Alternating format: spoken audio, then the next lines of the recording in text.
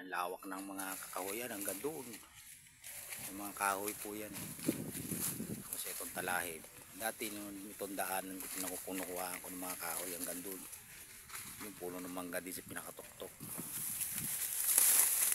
Dampi. Grabe ng ano dito. Kahoy, grabe ng kahoy. Kaya lang bawal mamutol ng mga ano. Kailangan lang yung mga buha, mga patay na. O yan, o yan. Yun, yung kahoy, magagandang klaseng kahoy na dito. Yun yung kinukuha ko na pagpatay, maliyab na maliyab. Marami rin mga ipil dito. Ganda yung kahoy. Magandang klase yung mga kahoy dyan. Mga ipil, tumal.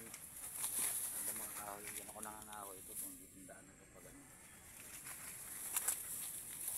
Dito rin kasi ako nagwardya noon eh.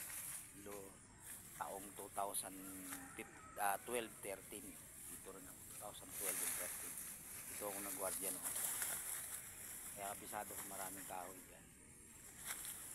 Yung mga lugar na puro mga kahoyan. Sa ibabaw po niyan merong pinakabukal din eh.